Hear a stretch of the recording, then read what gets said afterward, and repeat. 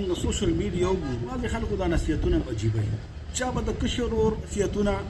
او د هغه فوقیت او د هغه صفتونه شروع کړي او چا د مشر حقیقت خبره دا ده چې ټول مشران یا ټول کشران یو شان نه دي دا خبره ځان سره په دې ذهن کې کېږي که ته مشر او که ته کشر که ته د کور هر یو فرد موافقت کله مه کوه غلط بیاني کله مه کوه او د خپلو مشرانو قدر هر وخت کې وکړه که یو مشر تا په ظاهر کې ظالم ښکاري تا سره ظلم کوي یا زیاتې کوي یا بل چا سره زیاتې کوي یا تا سره سختي کوي یا تا ته سختې خبرې کوي نن به دا برداشت کول حقیقت دی تا ته یو حده پورې مشکل وي ځکه انسان سره نفس دی شیطان دی غلط ملګري دي غلط ماحول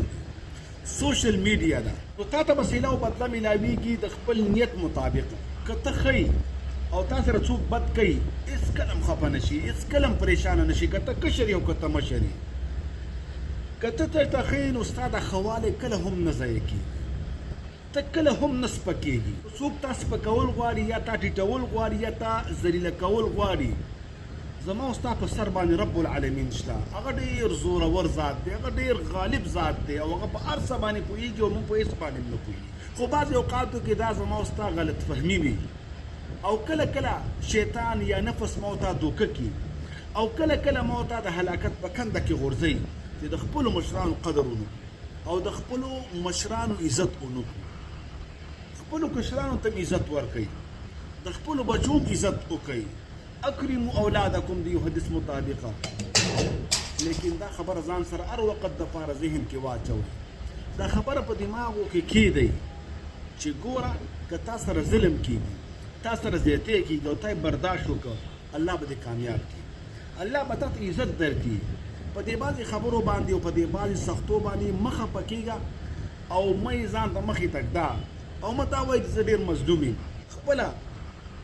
په صفا زړه باندې هر کار کوه په لویه سینه باندې د وړو او غټو خدمت کوه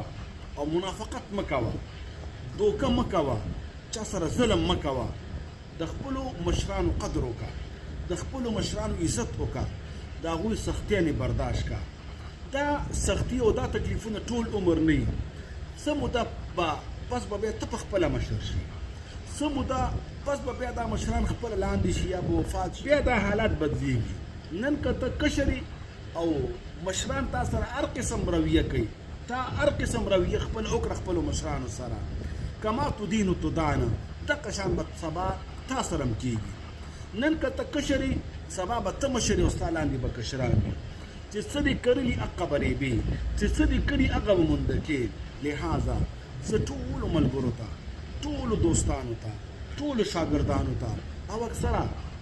ما ته رونه میسجونه وکړي کشران وي کله مشران وکړي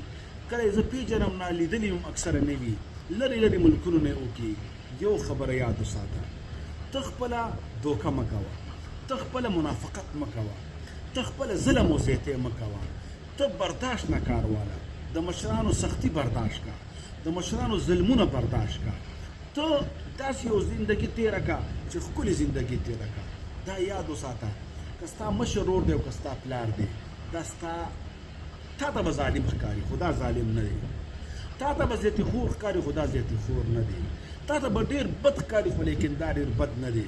یو ورځ به په تا باندې راشي چې د هر څه احساس به تا ته وشي د دې هر څه علم به تا ته وشي په دې هر څه باندې په خپله پوه شي چې او دې مشرانو ما سره څه کړي دا خو ډېر ښه کړي دي او دا خو ډېر ښه کول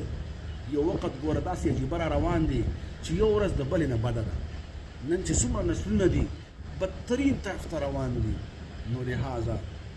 که ته وایي زما کشران ما سره ښېګڼه وکړي زما کشران ما سره احسان وکړي او زما برداشت وکړي نو ته د خپلو مشرانو احسانمند شه خپلو مشرانو خبره په پټه خوله باندې ومنه د هغوی خدمت کوه بار بار خدمت او د هغوی دپاره ستره ستومانه د هغوی دپاره شکرګیري هر څه وکړه هر څه برداشت کړه والله دنیا به هم دې ښایسته آخرت به هم دې ښایسته چا خبرو کې مه راځه خپل آخرت مه بربادوه ستا دپاره د ټول نه بهترین په دې وخت کې ستا مشر ورور ستا پلار ستا نیکه او ستا تره او ستا خانداني چې کومه رشته ده او کومه چې خوني رشته ده دا په حقیقت کې ستا رښتیني دوستان دي دا ستا خیرخواهان دي دا ستا خوشحالي ګوري او تا خوشحاله ویني او د دې نه علاوه څومره رشتې چې دي که هغه ستا ملګری دی که هغه ستا دوست دی که هغه هر څوک دی هغه مفاد پرست دی